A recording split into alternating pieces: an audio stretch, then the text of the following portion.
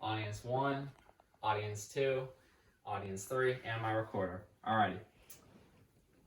Your hands grasp the controller. You toggle left, then right, and boom, high score. You feel a sense of accomplishment, but it fades away quickly before starting another game.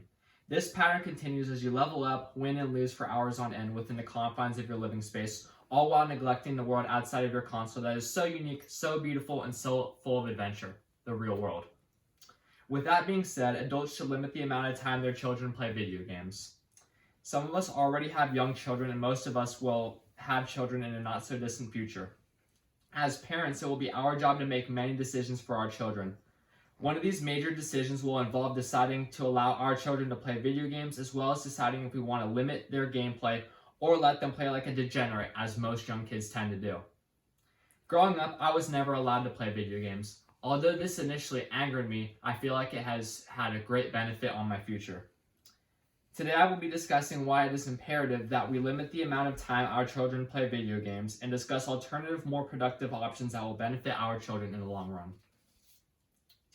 So first and foremost, many young kids today are becoming too dependent on video games for entertainment and stimulation, hindering their growth in some of the most crucial years of development. According to McAfee, a world-renowned computer security company specializing in software security, including PC games, and a study claims, quote, "The average kid will be playing video games for more than 15 hours per week," end quote. That's a lot of time. To kids, 15 hours a week can be used for playing sports, doing schoolwork, or learning new hobbies such as fishing, having playdates with friends, or spending time with their family. Furthermore, according to a study conducted by CSU Fullerton and Dr. Catherine Morrison, professor at McMaster University, video game addiction, quote, resulted in shorter sleep, which in turn was related to elevated blood pressure, low high-density lipoprotein cholesterol, high triglycerides, and high insulin resistance, end quote. Given these potential health problems associated with video game addiction, it is imperative that we encourage our children to cut down on the amount of time they play video games and engage in a more healthy lifestyle that involves getting enough sleep and getting outside and being active. Now, most of us at one point or another will have children of our own. As parents, it will be our job to help promote a healthy lifestyle that our children can adopt as they get older and start making decisions on their own. It is very important that we educate our children on the benefits of living an active lifestyle while limiting their addictive electronic stimulation, such as video games. In most households, parents have the authority over their children. One may even argue that parents who let their children play video games for hours on end show a disinterest in their child by not suggesting alternative ways of stimulation or taking initiative to spend time with their children one-on-one, which is very important for children to have. While many children may enjoy playing video games, if we choose to neglect them, allowing them to play for hours on end with no intervention, our children will take notice and may begin to resent us for not spending enough time with them in some of the most developmental years of their life. Every parent wants their child to love and respect them unconditionally, but parental neglect can lead children to resent their parents in the long run.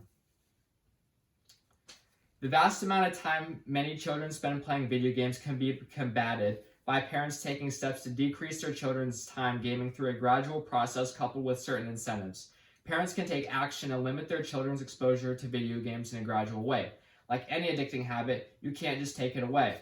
For example, you can cut the amount of time your kids play video games from 15 hours a week to maybe 7.5 hours a week, or only allow them to play on weekends. In doing so, for a reward, you can take them out to their favorite restaurant or maybe buy them ice cream, because most kids like ice cream.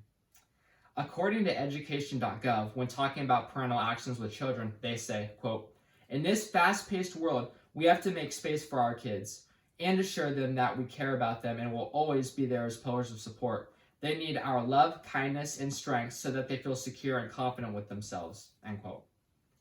I, for one, am lucky enough to have had parents who made sure they spent time with me when I was a child, making me find a variety of ways to spend my time and trying to guide me in a successful direction. I've had old friends who had an opposite parental dynamic that involves a lot of neglect. Unfortunately for many of these kids, they went down a bad path, getting involved with drugs and alcohol due to a lot of the addicting behavior that can be shown in video game play. Imagine if their parents spent a little more time with them. I think their future would look a whole lot different than it does now. Many will claim that video games will have a positive thing. It helps children develop their motor skills. According to a study from Deakin University, quote, health researchers have found preschoolers who play interactive video games such as the Wii have better motor skills. Although, end quote, although playing a video game can improve the motor skills of younger kids, the same can be done in a more active environment, such as learning how to throw a frisbee, hit a baseball, or even something as simple as playing catch. These benefits are not just the motor skills, but social also. Being around people, your friends, your family, this helps foster social growth too. When this proposal of adults limiting the amount of time their children can play video games is put into effect, the future of our country will have so many more productive tools at their disposal to make the world a better place, as well as a more active lifestyle contributing to better overall health.